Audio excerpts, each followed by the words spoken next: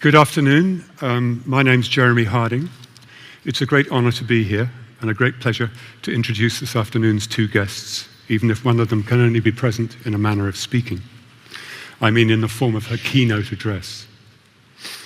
Today's event, as you know, is part of the Edinburgh World Writers' Conference. It's the fourth such event today at Deakin Edge, and the topic, or the question I should say, is can literature affect political change?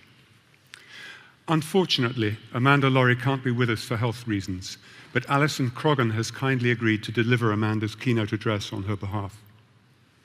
I'll just say a little about Amanda LOHREY's work. Her first novel, The Morality of Gentlemen, a novel about politics, or possibly a political novel, was published in the 1980s.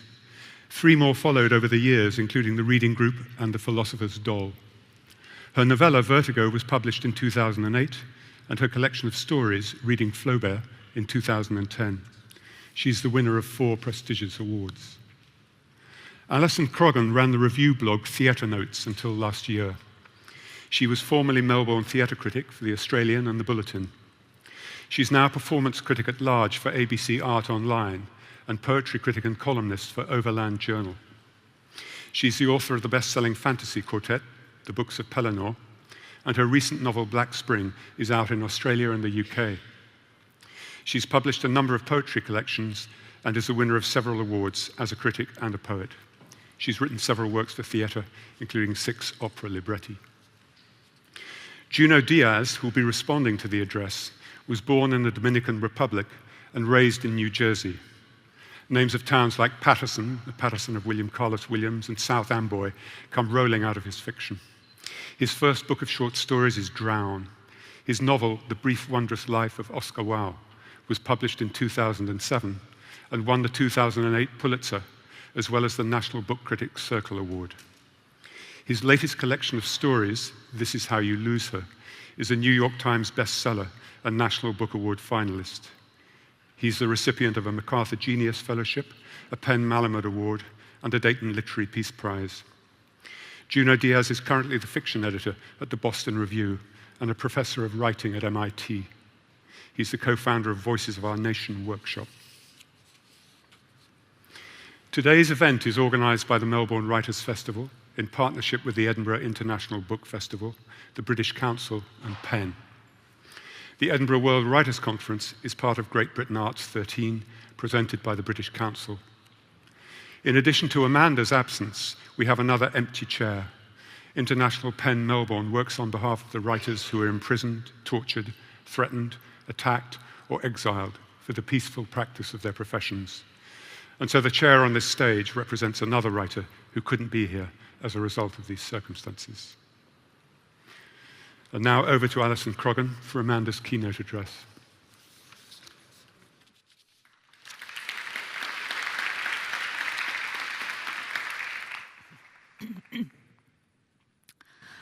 Good afternoon. I'd like to acknowledge first that we're meeting on the lands of the Kulin Nations and acknowledge elders past and present. And here is Amanda's address. Can literature affect political change? My argument in brief is that the novel has little power to make an effective political intervention. The novel comes after the event. It is a chronicle of or an argument with the event, but does not shape it.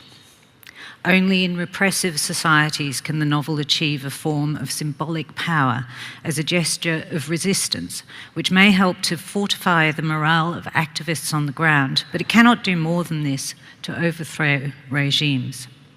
To quote Marcuse, art by itself can never achieve transformation, but it can, under certain circumstances, free the perception and sensibility needed for the transformation.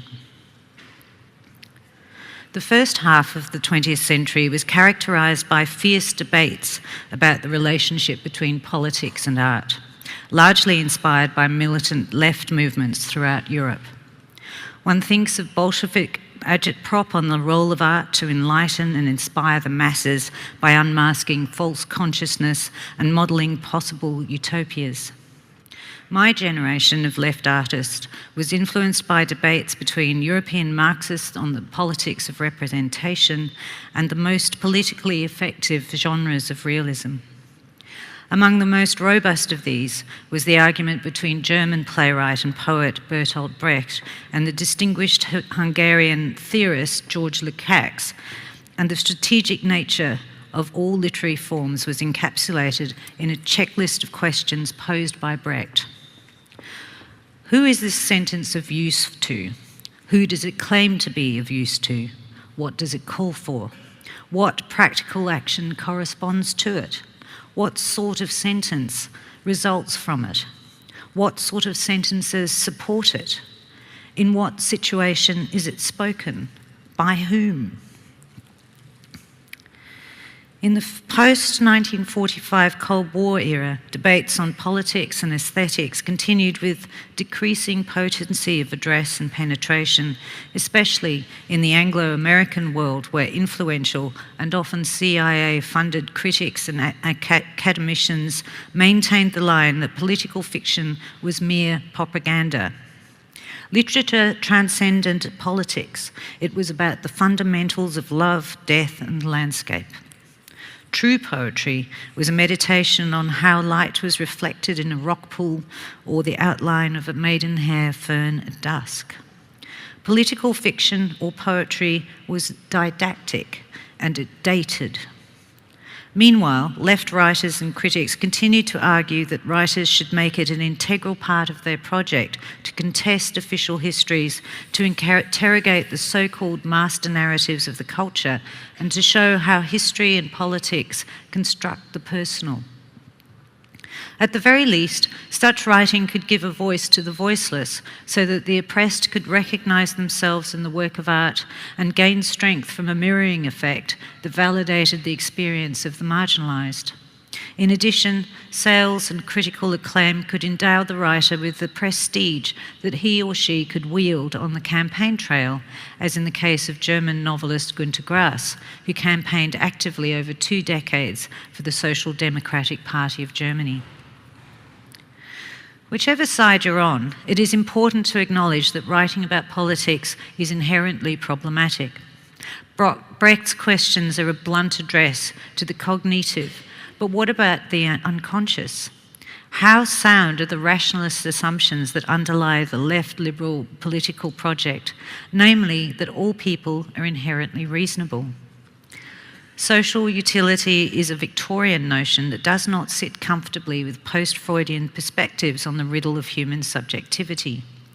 Art that aims to make a political intervention must grapple first with the unconscious, that substratum of desire, pleasure, fatalism, and pain. This is a potential quicksand for the artist who is aiming to do more than write as a navigator of the psyche, who has specific goals of social utility in mind, namely converts. There is always a danger that an artist who paints a lurid picture of the apocalypse will seduce rather than repel. Consider audience response to the character of Colonel Kilgore in Francis Ford Coppola's Apocalypse Now, or Vito Corleone in The Godfather. In his essay, Right and Wrong, Political Uses of Political Literature, Italo Calvino attacked the wrong-headed notion of the committed writer and raised this question of the unconscious. We can never forget that what books communicate often remains unknown even to the author himself, that books often say something different from what they set out to say, that in any book there is a part that is the author's and the part that is a collective and anonymous work. In other words, in any text, the writer's unconscious engages with the readers and the outcomes are highly unpredictable. But there is a further factor at work here, and it is a historical one. The second half of the 20th century saw a decline in left politics, the rise of affluence, consumerism, and the mass media, and the triumph of neoliberalism and globalised capitalism promoted during the ideological counterattack of the 1980s, which saw the foundation of a number of business-financed right-wing think tanks in developed countries, as outlined in Alex Carey's Taking the Risk Out of Democracy. I think that you can argue that these think tanks have been far more influential than literary fiction is in constructing public narratives of the political. They have, for example, successfully planted in the mainstream media a number of pundits and columnists whose vicious, paranoid narratives continue to be retailed ad nauseum. Some writers may strive to counter this, but who is listening? Artists are a product of their culture, as are their potential audiences. One of the insights of the Frankfurt School was to predict that when the utopian impulse in Western culture was converted to consumerist mode and the project of a purely individual and psychological model of salvation, the artist who sought to make political interventions would become enfeebled, and so it has proved. Italian filmmaker Bernardo Bertolucci made two of the most remarkable political movies in the history of cinema, The Conformist in 1970 and 1900 in 1976. But when asked in 1988 why he had abandoned political cinema, Bertolucci replied, "The cinema always depends on reality. I couldn't make 1900 today. Even though it was a historical story, it corresponded to something in Italian society in the mid-70s. It is very difficult today to talk about politics, or even to talk about what is left and what is right. Everything is mixed up in this soup called consumerism." Frederick Jameson has written of the power of systems to co-opt and diffuse even the most potentially dangerous forms of political art by transforming them into cultural commodities, especially in the case of modernist art, but also in the domain of fiction. In his scarifying critique of the postmodern novel, The Postmodern Aura, Charles Newman writes of the redundancy of the adversary style in an era in which avant-gardism becomes fashionable and a consumer passion for novelty creates an entire culture of short-term traders. What is new and temporarily shocking soon passes into the banality of the overexposed, and in first world countries, the problem of art becomes not its repression, but public indifference to it. One could argue at this point for satire, for making your readership laugh and your opponent look ridiculous. But if we consider the fine tradition within North American literature of the anti-war novel, Joseph Heller's Catch-22, Kurt Vonnegut's Slaughterhouse-5, the political outcomes are not encouraging. Widely acclaimed on publication, Catch-22 sold millions of copies and is still taught in schools and universities. But has it inhibited any further US military adventurism? One of the criticisms of Heller's novel is that it deflates into a lame ending when its hero Yossarian deserts to Sweden. In his essay, The Deserters, the Contemporary Defeat of Fiction, Carl Oglesby, a radical student in the 60s and later a writer, castigates Heller for this tepid resolution. Why, asks Oglesby, doesn't Yossarian assassinate the villain of the novel, Colonel Cathcart? Instead of rebelling within history, Yossarian rebels against it, in a narrative in which Sweden stands for the beyond of history. The possibility of rebellion is foreclosed. What I find interesting here is that in the best novel about the Vietnam War, Tim O'Brien's Going After Cacciato, the regular soldiers have indeed made this progression and do assassinate their officers. It's called fragging. But for them, there is no escape either. Or rather, they escape into fantasy, and the novel has no exit other than into a form of magical escapism and the pathos of men who can envisage no authentic political agency. Theirs is an even more extreme form of desertion than Yossarian's. And thus, we progress from Vietnam to Iraq, and a culture in which the writer, in Oglesby's words, is a figure of privileged impotence. Unless, of course, like Arundhati Roy, she chooses to abandon fiction for polemical non-fiction and a role as a frontline political activist. The end of the Cold War and the advent of the post-colonial moment to some degree reconfigured the critical and artistic terrain that prevailed up until the 1980s. writers in Britain's ex-colonies produced a wave of novels about imperialism and its effects, and these invariably won the Commonwealth Writers' Prize, which became a mirror of the post-colonial moment. In Latin America, the leftist writer Gabriel Garcia Marquez made of magical realism a romantic form of political opposition, but one that for readers in the West was read mostly for its romance rather than its oppositional politics, which in any case tended to be occluded by the magic. The early works of Salman Rushdie promised a new form of storytelling based on a richly inventive bricolage of cultural reference and hybrid modes of rhetoric. But in James Woods' recent and famously adversarial view, the genre eventually declined into a decadence which he provocatively labelled hysterical realism. Such novels, wrote Wood, accumulate meaning only to disperse it. With their cartoonish plotting and bizarre characters, they create a manic surface, the effect of which is to deny the possibility of character development and hence of reader empathy.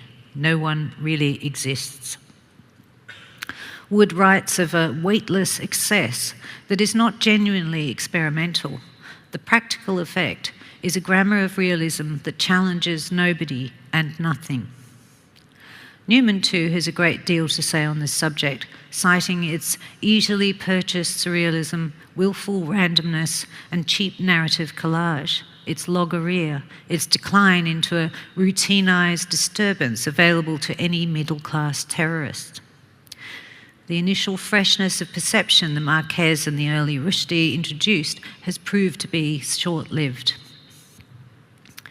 Wood doesn't offer a political explanation of this, but Jameson might characterise it as a form of postmodern panic or hysteria in the face of globalising capitalism's colonisation of every sphere and dimension of existence, its totalising character, which can only be escaped through willful indeterminacy and chaos, including in fiction.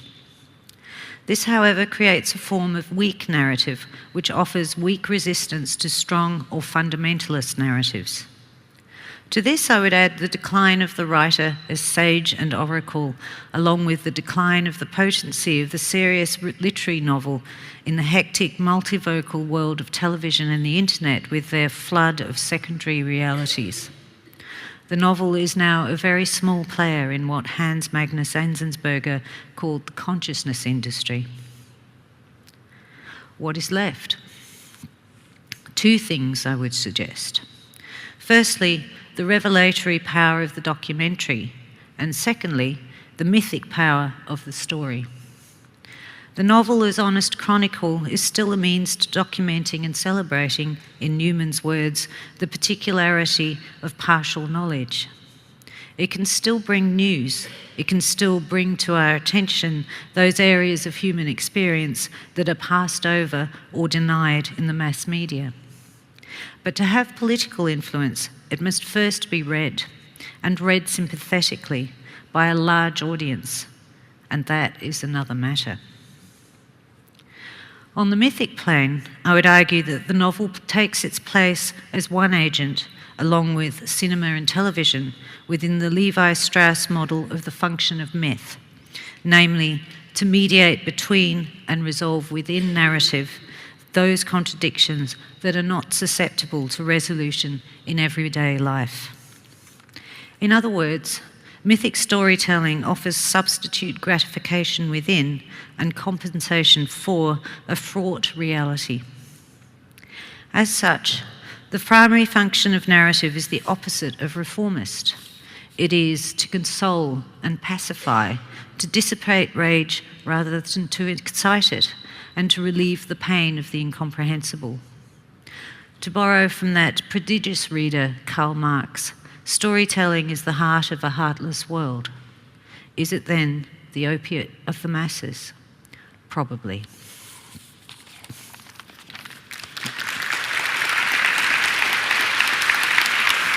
Thanks very much, Alison and Amanda.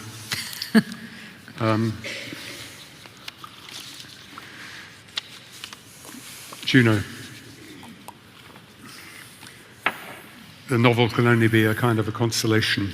It hasn't got the power to affect political change. It's narrative, the myth of narrative that we have to depend on, but it doesn't bring us into political agency in any way at all. What's that say to you?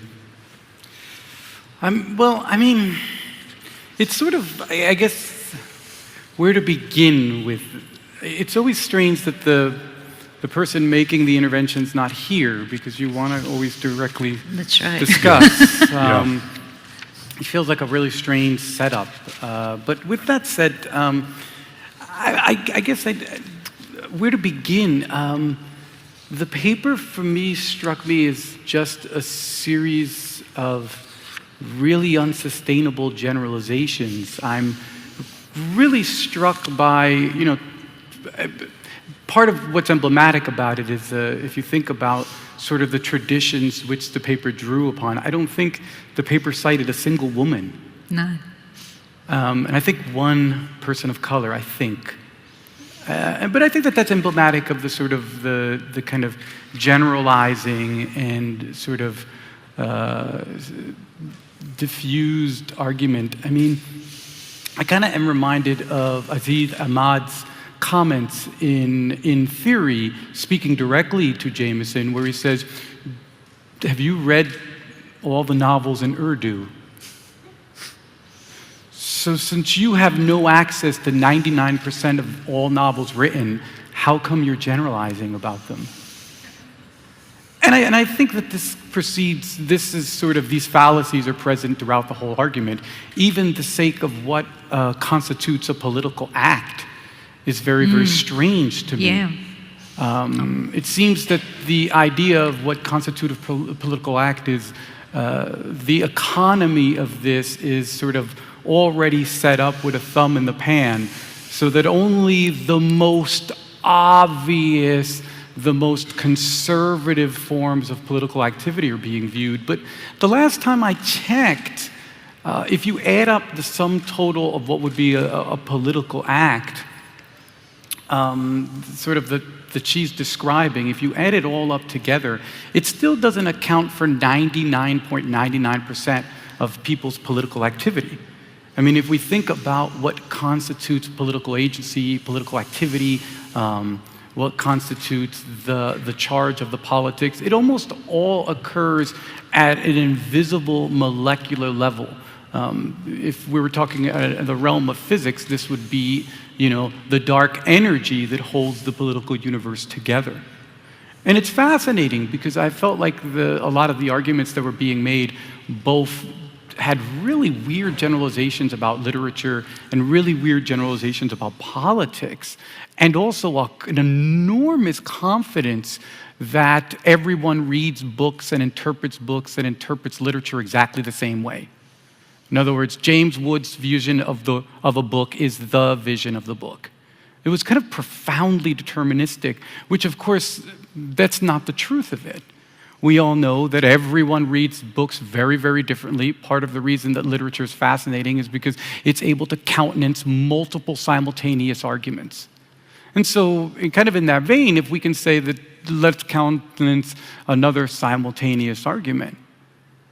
And another simultaneous argument is that we really have no idea how art interfaces with the internal psychic space of people, and that how that actually fuels larger political change. In fact, that this is a great mystery that our interlocutors seemed unwilling to recognize, that we're not really all that aware of how this all works and how this all comes together. Yeah? We're not really sure that literature doesn't play an enormous role in political change, because we have what's the control sample? Where do we have a society where we remove all art and then see what happens politically? And I think that most of the argument is in, the old debate class, it's ipso dixit. Yeah, you remember that? Because I say so. Versus where I didn't hear any claims being sort of sustained. I mean, for me, what I have noticed profoundly is that what we're talking about has to be viewed at a very specific level. The recognition has to be that literature and the way it's received in societies, that this is all very, very unique and very dynamic, and one never knows, especially if you think about the historical role that Uncle Tom's Cabin had on anti-slavery. And that a lot of the great political change that we talk about in the world didn't occur from the economy that our interlocutor presents, this kind of top-down politics. That in fact, for example, slavery gets undone because of this granular, molecular set of changes in people's psychic relationship to the concept of what is slavery and what is not. And so that 99% of the political actors in a movement like the anti-slavery movement wouldn't even be considered political actors under this economy. And I think that that's something that we need to take into account, is that many of the great changes happen through quotidian, invisible resistance, which is hard for our kind of blunt instruments, our metrics to measure. And yet without this sort of invisible dark energy, many of the great societal political transformations that have occurred, that have rocked our society, would never have happened. And how does art fuel people? How does literature provide spaces for individuals to reconstitute themselves in powerful ways? How is literature a space for people to practice the kind of resistance that James C. Scott describes in, Weapons of the Weak, or The Art of Not Being Governed? Yeah? And so I think that there's an entirely different set of traditions of arguing what constitutes an important political intervention, and how does art link to it. For me, what I'm always left with is the profound sense that art eludes all of our metrics. That I can set up a dozen economies and a dozen sort of sets of arguments where art seems to have no role. And I think that this argument that was being presented was profoundly instrumentalized and profoundly teleological, and doesn't account for what art tends to exhibit most, which is its trickster-like quality. Yeah? There's almost no direct correlation between how art is being read, what art is, and the impact it has on people's lives. We create economies where, for example, romantic literature is not considered important, where romance writing is in some ways outside of the argument of the national question of politics. And yet, romantic literature plays a profound role in many people's ability to reconstitute themselves and to recreate their subjectivities, and it is these subjectivities through which political activity occurs. And so then, are we saying that these romance novels have no role in people's lives? I guess part of me is just sort of resisting that sort of great man and great action theory of that's how politics happens. And in fact, most anyone who comes from the subaltern tradition, most anyone who comes from the post-colonial tradition, traditions that were not really being cited there, or even the feminist tradition, knows that there's an entirely different way to imagine politics, and it's an entirely different way to imagine the impact that politics has on people's lives. And ultimately, what I said at the beginning, which is the thing that is most vexing, that we have no idea how any of this really works. And that we tend to create the consolation that I see is an economy that sort of allows us to imagine that we know what the hell this is. That we know and we have full access, we have this omnipotent knowledge of the way this all works. And yet most of us know almost nothing about our own national political history, or even the activist history. And certainly we've rarely assessed what it means for individual transformation, how that makes possible the larger political change that we so overvalue. And I mean, I begin there. Okay. Yeah. Okay. Thank you very much.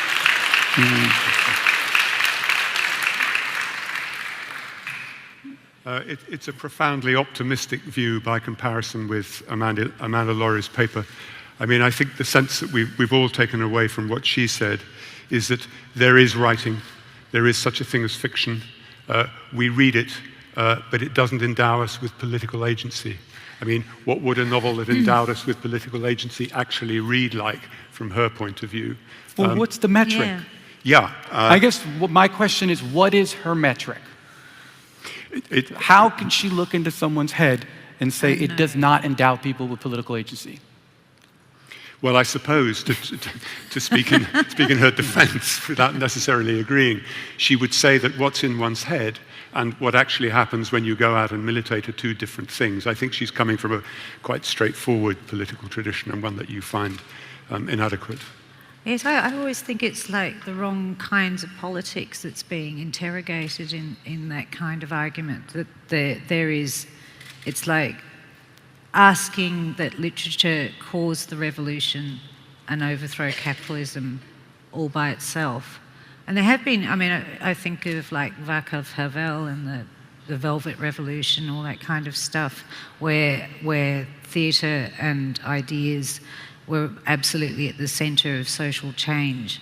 But as you were saying, that granular change that happens at individual levels, it's impossible to trace and impossible to know and impossible to measure, but goes to make up the whole complexity of what a society might be and how it might act. At those points can become something else that is recognisable as a big social change. But I guess my question is, isn't survival a miraculous political intervention? The For a survival start. Period. Yeah. Just survival. There's communities that are driven to the edge of extinction and survive for hundreds of years, and I'm wondering, isn't that a remarkable, like... Well, like it's the indigenous culture in Australia, which survives through its culture, and defiantly very often in the face of a history of cultural erasure, and is still there. It's the oldest continuous culture in the world. And these things can matter and are enormously political. But you can't take the politics out, can you? I'm also not sure I would characterize anything I said as optimistic. I mean, part of the point of it is just that it's, for me, I just question the sense, that imperial sense of knowledge, that we know what the hell we're talking about. And the rush to say, oh no, we've got this covered, we know that the novel has no political focus. I'm not saying that it does. What I'm saying is, for me, the jury's out. Until you can present me what's a metric that allows me to judge it, it's basically just your wishful thinking versus mine. And I guess, but the fact that this is such a common narrative, that this is such a narrative that's in circulation, a narrative that seeks to imagine that art is like just crack. I think it's a strange thing, given how passionate art, the passion that art evokes in people, and the way that people are profoundly sustained by it. And I don't know, I think of Tolkien's use of the word consolation. The irony was, when I was hearing her concept of consolation, I'm thinking of Tolkien. When Tolkien talks about consolation, Tolkien actually says, my concept of consolation is to recognize that the world is a horror. Yeah. And that consolation, in Tolkien's perception, is that even in worlds of horror, there are occasional things that he calls the eucatastrophe, these sudden turns of fortune and good luck, unimaginable, never to be accounted for. And part of the reason all of us who like sports watch sports is because sports has eucatastrophe all the time. Your team is down by whatever, and you're sitting there, and suddenly, you've been watching 500 games, and there's this one game where everything goes right. And the team that's down by whatever, suddenly turns all the tides and has this incredible reversal that people talk about for generations. And Tolkien's concept isn't that consolation is something that we salve ourselves with, but that consolation is that even in a world as terrifying as ours, there is always the possibility of the miracle. And any philosophy that doesn't contain the possibility of things being able to turn, he would argue, is basically a cheapening of not only storytelling, but of what he would consider the most profound vocation of human storytelling. But perhaps we're on the subject of fate at that point rather than politics. I'd quite like, if I may, to throw it open to the audience. I mean, I think that when I was saying that Junot's take was optimistic, I meant relative to Amanda Lorrie's. And, oh, God. But it seems to me that what we've got from Junot is a story that does tends to supplant the kind of narrative that Amanda's given us, which is that reading, like everything, changes sensibility. It has the power to change consciousness, and if it has the power to change consciousness, it has the power to change our political opinions, our political sensibility. The question then is, where does that leave us? And I'd so very much like to hear from the audience on that one. My name is Lily Wilkinson. I'm an author, but I'm also doing some academic research at the moment onto in the links between politics and literature for teenagers. And I don't have an imperial metric, but I do have an example of how literature is kind of creating that sort of empowering space with real-world political consequences. And it comes from Harry Potter. And there's an online Harry Potter fan club called the Harry Potter Alliance, and it is tens of thousands of students. They're mostly students, mostly teenagers, but there are adults as well. And they like to identify what the real-world dark arts are, and they look at things like genocide and homophobia and bullying, and then they ask the question, what would Dumbledore do? And then they do it. And so a couple of years ago, they sent 7 aeroplanes worth of aid and supplies to earthquake victims in Haiti. They've enrolled 10,000 young Americans to vote. They're currently running a campaign to try and get the Harry Potter branded chocolate frogs to be made out of free trade chocolate. And there are actually a number of these kind of online fan communities related to young adult authors. There's also John Green's Nerd Fighters, who have raised nearly $3 million worth of microfinancing loans for entrepreneurs in the third world. And I find it very interesting that sort of in a world where particularly adolescents are this incredibly disenfranchised group within democracies that, they don't vote and they're not allowed to vote, that they are finding these alternate pathways towards political engagement, and they're doing it through literature and not through explicitly political literature. So I just kind of wanted to say that. Thanks. Would you like to respond to that, Junot? Mm-hmm. Would you like to respond to that? Oh, no, that was just a great comment. Yeah. That wasn't a question, right? No. No. Yeah, that was just an intervention. It was just interesting. I'd like to stand up for Amanda. She's one of us. And I think the problem here is we've got two people from outside Australia who are looking at what I think is an excellent Australian look at the world, and the world that she knows very well. And her look, to me, reflects the pessimism or the difficulties that writers on the left are suffering from in Australia, and their subsequent, if you like, a pessimistic view. We're faced here with a political scene which is very badly contorted, I would say, in favour of the mass or the dumbing down of politics, and a mass media which can affect by its influence the most wide section of the community which has little interest in politics. And I think Amanda is very aware of that in what she's writing. What we have, and I think the discussion, if you put it in the broad historical terms, Hitler and Stalin, by making literature in their jurisdictions limited to what was politically correct, managed to affect the politics of those two major countries. Germans during the Hitler era were inclined to be much more nationalistic and much more... so that affected what people were allowed to write.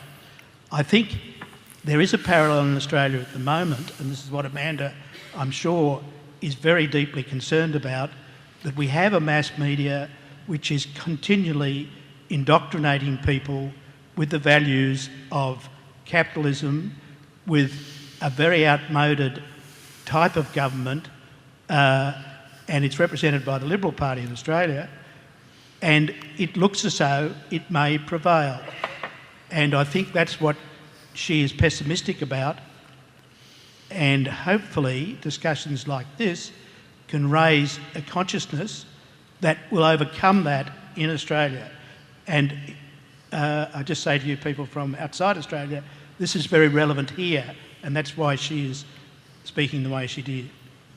Okay. Yes, I still think, I mean, speaking as an Australian myself, although I'm not Amanda LOHREY, is obviously, but I absolutely see your point, and at the same time I see nodes of vitality in Australian culture that speak against that in all sorts of very interesting ways. So that, I mean, in a way, when Junot said he wasn't optimistic, I know exactly what he means. It's not about an optimism against a pessimism, but that it's possible to ignite things even in a culture which, I mean, whenever I think about Australian politics, I think of that quote of Engels when he came to Australia and he said, it's what happens when a nation is run by a bunch of shameless blackguards.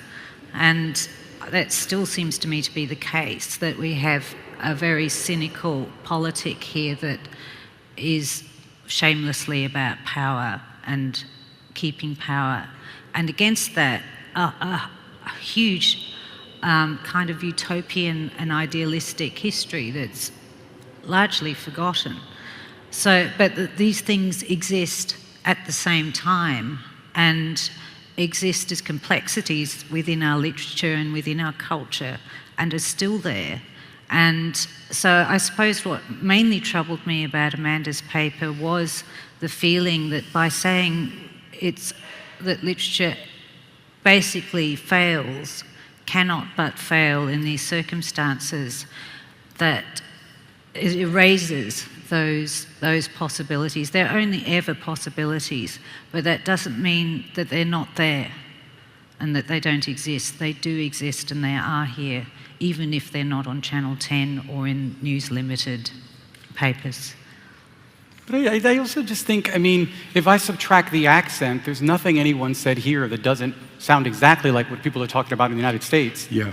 I mean, gee, that sounds really familiar. A real cynical bunch of media elites who were distorting. I mean, there's nothing new about that. I mean, the whole thing about power is it doesn't tend to reinvent itself too big for, you know. But my thing, I guess, is that for me, I think that there's two different conversations here. Are we in some serious shit? Yes. Yes. Is art capable of assisting us in making political interventions? That's a different question. Yeah. Are we in serious shit? I would say we're in incredibly serious shit. But is art capable of making political interventions? I agree with the word serious shit. I don't agree that anyone made the argument that that's not possible. And just to be very specific, for someone like me who was trained as a historian, This is exactly the same conversation. When I was reading original documents from the ANC, in South Africa, pre the Sharpeville massacre and pre the regeneration of the anti-apartheid movement. In other words, right before the Sharpeville massacre, there was all these internal documents where the ANC and all the various very liberal, the progressive parties wrote off this generation of South Africans. They say they listen to gangster music, they don't want to organize, all our cadres are demoralized. They took a look around and they said, we're screwed. The kids just want to drink, they don't want to do anything. This is the same generation that actually proceeds to undo apartheid. And what's really, for me, is interesting is that our judgments tend to be based on a very narrow historical focus. I guess my question is, what's the span that we're talking about? In other words, how many years do we have before we finally pull the judgment? And I still think that the game is in play. And are things really tough? Shit, yeah. Is the game still in play? And I guess my thing is, yeah, the game's still in play. I mean, we wouldn't be having these conversations if these forces had completely won. And I guess my thing is that if we don't acknowledge that the game is still in play, I guess I just felt that she's calling the game and me and you still got 10 minutes on the clock. And last time I checked, nobody calls the game when you got time on the clock. Right? But the terms in which she's speaking are the terms of the African National Congress. You're absolutely right about that. And they're also the terms of the Bolshevik Party. I mean, this is a narrowly left-wing analysis of the role of art in society. And I find it very interesting because we've lived with this, churning over this conflict for a very long time. This is a dialectic that's really kind of puzzled people. And I get the feeling that the terms are now changing. And that Amanda is saying something about the past and about the way that quite traditional left-wing movements conceived of art. I mean, it was also a hugely utopian thing, and you can feel in Amanda's work that there was some kind of there's a sense of hope abandoned. I mean, it was utopian for the Bolsheviks as well. Mayakovsky actually thought his poetry could get up and go to the factory and be like a model worker. I mean, it was that kind of dream and that kind of extraordinary demand on imagination and reality. But yeah, something different is going on now, and surely Junot's right that you can't call time. There's just a different set of values with which to think about politics and writing. No, they're not. On the topic of games, of the games always in play, just referencing Lily Wilkinson's comment about the seditious nature of young adult literature, that in a way, children's and young adult literature is the most optimistically and amorally seditious literature in action at the moment. What can... Or if it's possible, is there anything, if an adult literary author wishes to be seditious? I think children's authors are more honest about saying that they're going to be seditious and they are didactic. Is there a way, or are there writers that are actually in the current literary scene that you would say, yes, they are successfully seditious in their political approach to their writing? Other than you, Junot? I wouldn't call myself. I don't know. I mean, I think that... Are you? I guess I'm myself what one person considers completely mainstream, another person flips the hell out of. I read a young adult book where two boys kiss, and I'm like, yawn. And yet my entire school system will ban the damn book. And so I think that there's a lot... It all depends on what your context and where your starting point is. And that the real thing, again, I think that we have to begin to understand, or at least make space for, is that we cannot control how readers reassemble our art. Then me and you can set out to be incredibly seditious, and readers will be like, nope. And another person can just set out to tell a good story, and that turns into the most radical instrument because that's the way the people make use for it. I think that there has to be space for the transformational ability for readers to see something else in a text that wasn't necessarily put there by the author with obvious intent. And so I guess I'm just more in the kind of thing where I'm always kind of astonished how people are able to take work that doesn't necessarily set out to do A, B, and C and make it do A, B, and C. And for me, it's just the power of reading more than even the power of writing. I guess I want to change who we give authority to. And I think it's less the writer and more people's incredible creative relationship to work that allows them to look at Harry Potter and say, this is going to be a lens by which I'm going to understand our political, social moment. And in that sense, the question becomes, can reading affect political change? Not writers, not authors. See? And that's interesting. That's a different question. Oh, no, but I think it's incredibly connected. It's a good question. It is. Yeah, hi. I'm just interested. I actually came from the First Nation Indigenous literature session to this session, and it was a very interesting kind of shift into that keynote speech in some ways. I'm actually interested in what you think about the construction of this conversation and the construction of this question, because there was a lot less people at the previous session that I was at. And in fact, what I'm asking is, are we sort of creating these conversations, creating this debate, instead of actually reading the literature that's being produced or actually engaging with the politics that's happening in front of us right now? Possibly. No, I mean, I think things can be, look, for me, I think things can be simultaneously yes and no. So the yes, what you're saying is absolutely possibly correct. But if we can also address simultaneity, it's also the fact that how often a year do we get together to talk about books? Last time I checked, I spend 24/7 talking about nonsense with my friends, you know? And it is the rare year where I get together in a collective space with institutional support to talk about books.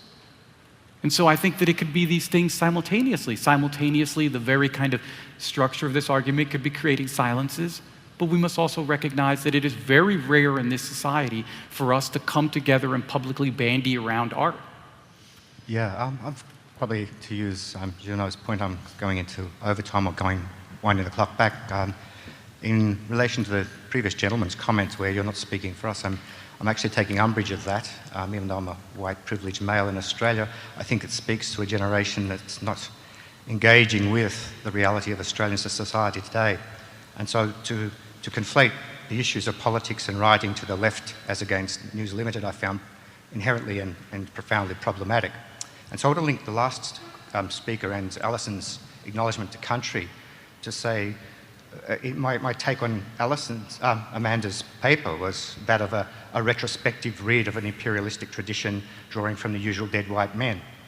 And what Australian literature, if you're talking about engagement, and apropos of the comment from the person who'd been to the First Nations, the Indigenous Peoples literature session, the stories and the reading that needs to be made in this country, that is the politics at the granular level, is that of Indigenous voices, people like Richard Franklin's films, like Alexis Wright, like Sam Watson, the issues that pertain to PNG, and not avowedly just in this left-right binary opposition, but rather the voices that come from the post-colonial subaltern traditions. And that, I think, is the voice, that's the Australia I speak from. I'm curious to know if you think that novelists on the right would have the same view as this. Do you think they would believe that the work of Ayn Rand has not influenced political change in the US? One of the things that I often feel... Sorry. No, just when people cheering from the sideline. Talk about the impotence of language and how artists have no power, and I just look at how much resources the far right has poured into language and making narratives in the last 30 years and think that can't be true, because if that were the case, then why would they bother? Language is very powerful. and narratives of different kinds can be incredibly powerful tools. Not that I'm advocating a narrow idea of what that is, but yes, it just seems obvious. And why is only stuff that's notionally called left called political writing? Well, we know the answer to that, but it's worth raising. Junot. Yeah, no, I mean, I don't disagree. I think that, but I even think the idea of what's political writing, I mean, all artistic acts are political. And therefore what we're saying is what's political is anything that I acknowledge as political. And that's weird. It's all political, so I guess some books get their passports checked and others don't. You know, but I don't disagree with you. I do think that it's a lot of my friends, I have friends who are hardcore right, and they are like, Ayn Rand, yes, this should change my life.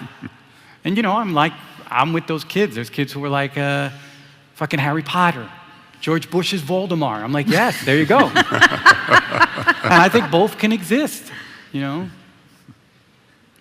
And the other thing I think is interesting is that the right in general, the conservative vision in general, has one massive asset. It believes that it's on the side of nature, and nature's on its side. So it doesn't have to be programmatic. Do you know what I mean? It's actually there. It expresses the life force and the reason of the species. Whereas the left is always trying to ameliorate or imagine a way out of this and a way into that, and it's far more self-conscious. It's almost like, if I may, that they believe that Darwin affects nothing except the political, and the left believes everything that Darwin believes, only the biological. Darwin influences only the biological. Yeah. But then people live. I mean, for me, what's really interesting is that, yes, we have all of this high-level political discourse, you know, that tilts against each other, but then people vote with their bodies and make changes that elude even these parties. I mean, if you look at who in the world would have believed that America would have turned the corner on gay marriage as quickly as it did? And it did so in a person-by-person basis beyond the sort of lofty discourse of these political parties. And it turned like that. 5 years ago, if you would have told me the majority of Americans would have been like pro-gay marriage, we would have laughed. And yet, well, here we are. Yeah. And maybe too, another spot to watch is the Middle East and the way America feels about that, the way it feels about intervention, the way it feels about Israel-Palestine. I believe these things are changing, you know, without us quite knowing.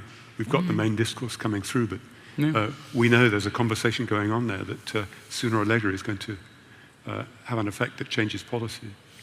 I just had a really straightforward kind of pragmatic strategic question. So the big problem I see for political writing is that the audience self-selects what they absorb. So by definition, if you're trying to change the opinion of a large majority of people, most of them aren't going to agree with your premise, and therefore are less likely to actually, you know, purchase or consume that writing. So given that fact, I guess I just wanted to put it to you, Junot, like, how would you approach that problem? Do you sort of surreptitiously put characters that will be sympathetic to your opposition into your writing and then try to use them as a basis to inject a differing view, or what do you say to that? Well, I mean, I think that even if we don't read books, books circulate in our communities. So I think first there's that. So for example, let's say me and you don't read books on the right, like super right-wing books, whatever those are. That doesn't mean those books don't have purchase on us, because we have people in our lives who those books mean a lot to. And so I think that we also have to remember that books don't necessarily just live inside of the person who reads them. Yeah? And that's a great value of art, that it has an invisible, what physicists would call spooky effects. Yeah? But as far as the way I write, I have to tell you, God knows what party my writing would vote in, because, you know, usually when you're writing complex characters, my God, they don't look like candidates for any political office. But are you looking for converts when you write? No, I mean, I've never looked for a convert. Or are you trying to persuade people, or no, that's not what you're doing? I mean, I always thought, because again, I come from this as a reader, I thought that the point of writing comes from the idea of reading, that when we read, reading opens a space of deliberation where we encounter our human selves. Yeah. I think so. And I'm just looking to create spaces where people can be a little bit more human. And what that leads to is, we'll see. You know, if I wanted to convince and convert people, guys, there's so many better and easier ways to do it than writing novels. You know?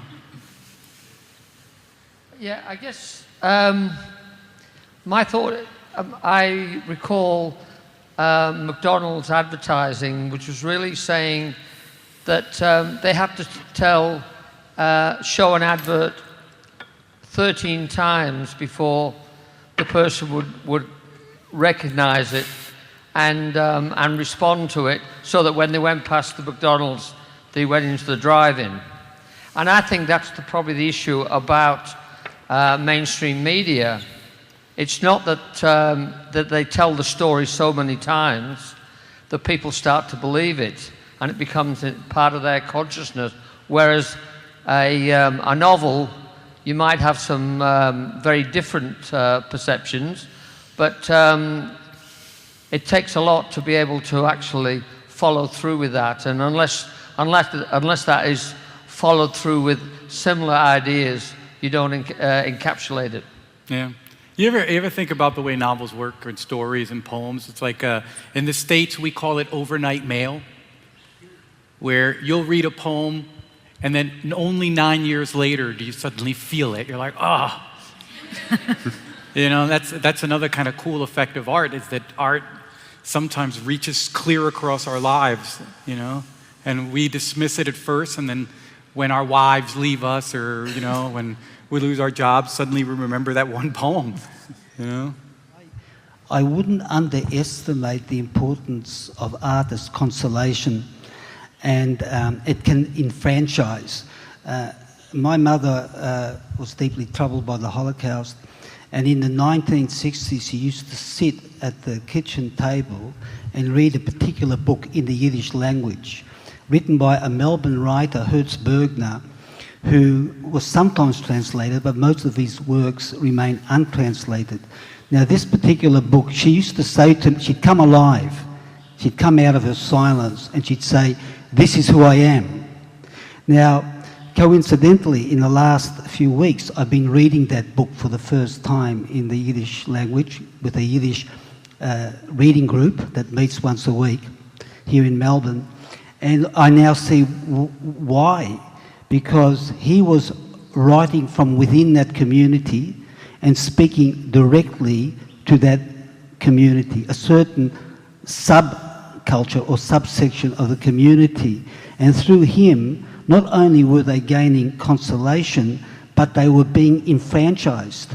They were finding a way forward out of their terrifying, I guess, trauma, and the trauma they were living with. So I think there are probably numerous examples of this, and it brings up the other question, that living in a city like Melbourne, a great cosmopolitan, multicultural city like ours, there are so many voices that we are unaware of. There are writers writing in their little communities beginning to emerge. And it's always been this way. And not only do they provide consolation, they enfranchise. And I think this is a political act. And it's radical, and it's extremely important. Thank you. Yeah. And what we choose to read and what's put before us also has a kind of politics.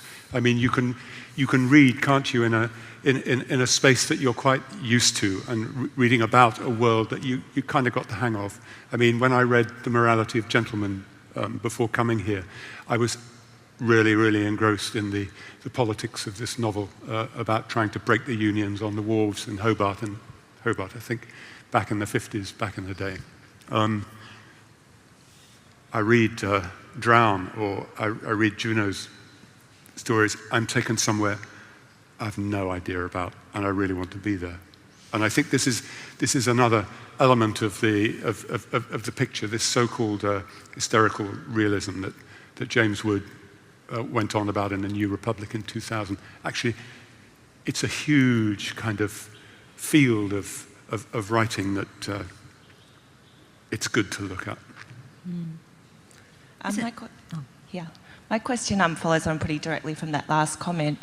It strikes me that one of the ways which political change is brought about on that individual granular level is representation and diversity in literature. I was just wondering, how do you think the publishing industry is doing at that at the moment? And are there some territories that are doing better at translation and diversity in their publishing?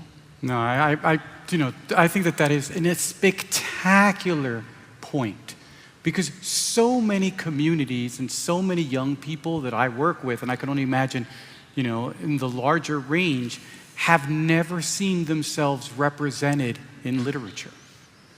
I mean, one must understand what a colossal sea change it is to spend your life living in a society that never reflects you back to yourself. I mean, think about that. I always joke with my friends, I'm like, you know how in traditional monster stories, the monsters don't have any reflections? It's like, oh, it doesn't have a reflection. I always think it's the reverse. If a society wants to make monsters, is don't give people reflections of them. And I think that it's an enormous, enormous thing. It's an enormous act when someone who has been entirely erased from a society encounters themselves, whether it's in a book, So many of us take it for granted, but so many people don't have it. And I do think, in general, most of the quote-unquote industrialized societies do a very poor job of this. Yet, compared to who? I look at the Dominican Republic. It's not like the Dominican Republic is doing much as well. It's something that, we need to do a lot more of. But when it happens, it's amazing. I'll never forget the first time I read a book where it was a Latino that wasn't a criminal, that wasn't a maid, that was an actual human being. And what an enormous impact. It was like the strangest thing. It was like, wow, I suddenly, for one brief instance, I existed. And it's a powerful feeling, man. So I sort of think the more mirrors that we can build for people, the much more likely we are, of course, to have that humanizing effect on a larger range of people. I agree with that, and just to answer the question from a British white man's point of view, there was an incredible series which began in the 60s and ran for 20 years or more by Heinemann called the African Writers Series. And this was the place where you began to pick up just what was going on in sub-Saharan Africa. There are a hell of a lot of authors coming out of there who were really, really interesting. But the paradox of this was that actually it was very difficult to distribute the books in the countries where the writers lived. So actually, this stuff was coming out and it was staying in London, basically. So there's always a problem with this question that Junot's addressed of reflection. I hate to say this, because, as writers, we don't make any money. Unless you're like the Harry Potter woman, you don't make anything.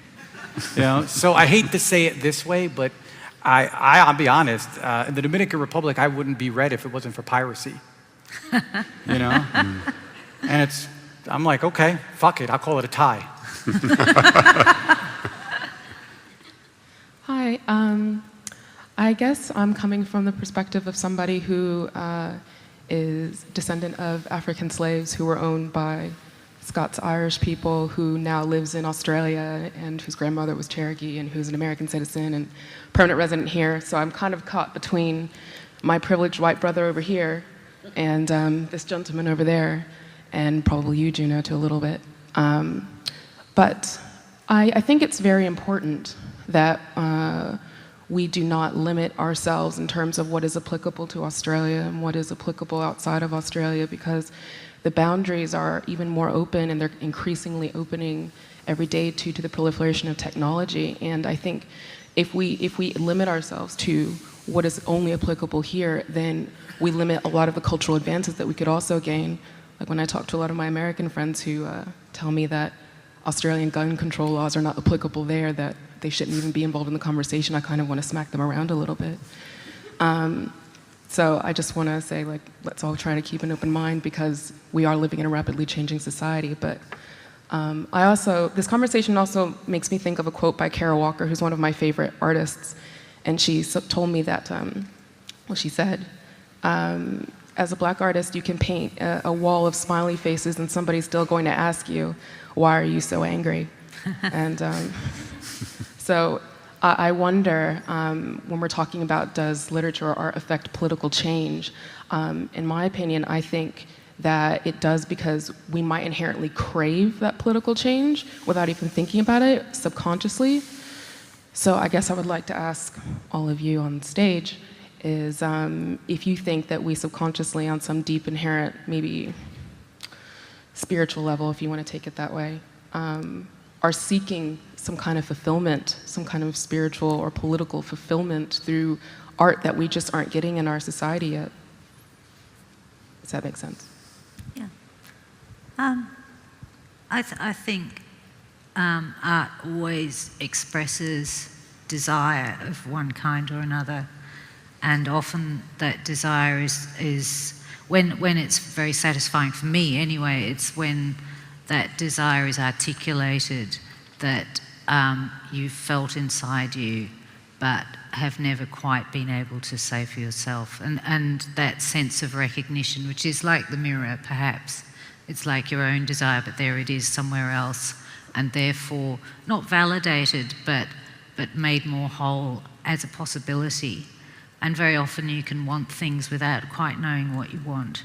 So you displace those desires. And I think art, if it doesn't answer those things, I mean, there is that question that, when you talk about the impotence of art, it doesn't directly do anything, but on the other hand, it has all these other things that you know within yourself if that it answers and provokes and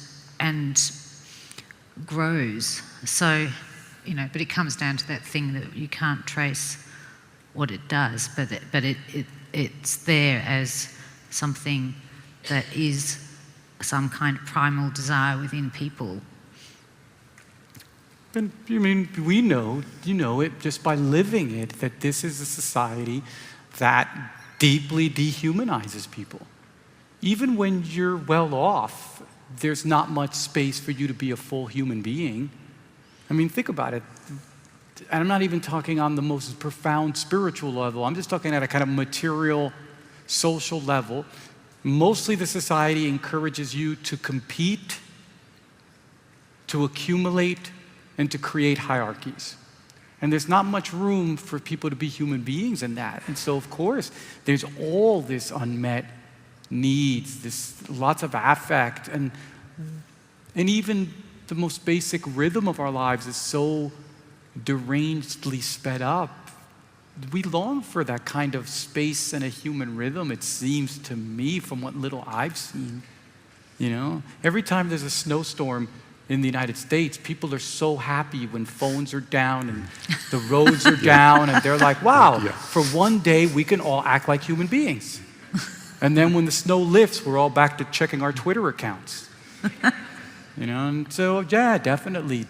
And then there's the other part that you seem to kind of indicate with your opening statement is anyone who is not free seems to want to get free. If you live in deep inequality, I think there's a part of you that knows that you're getting shafted. Yeah? Yeah. I mean, like you, as the descendant of slaves on both sides of my family, I think that only that trajectory could speak to the fact that, the institution as we understood it 100 years ago or 200 years ago is gone. But still much more work to be done.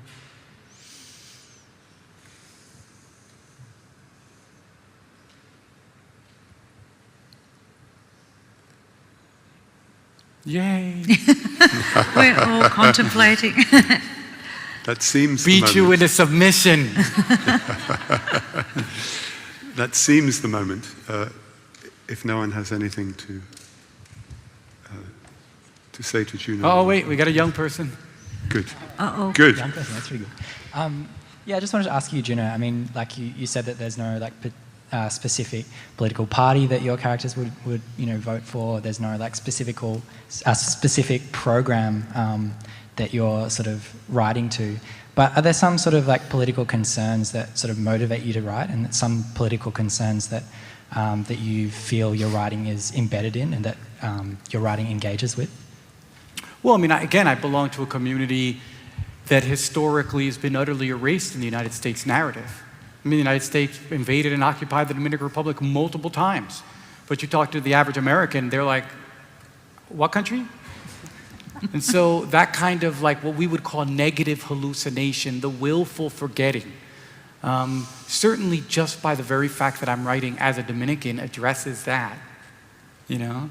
The fact that I tend to write about the working poor. I mean, in many different ways, I think that the very presence, you know, it seems to be a very forceful, given the enormous silence around my community and the tremendous distortions, even a semi-decent representation seems to strike with the force of a thunderblow, you know? So given the large context, I don't really even need to have too much of a platform for it to seem to be a large statement, yeah? But, you know, I always think that it's hard for me to, I am so progressive, like my friends are always like, you're so far to the fucking left. But then you gotta write your damn stories. And you don't know if any of that goes into your work, really. Again, that's for me, I don't know about you guys, it's like, it's a lot of wishful thinking that you have a lot of control over your art. Yeah. Really conservative people create really progressive shit. And really progressive people create real fucked up crap. And I think acknowledging that there is a mysterious alchemy that goes into the creative process is important. I know I just got to do my community work because I don't trust my work to do it for me. I'm always afraid my work is putting me in prison, so I got to go, you know, vote against jails. Well, you never know, man.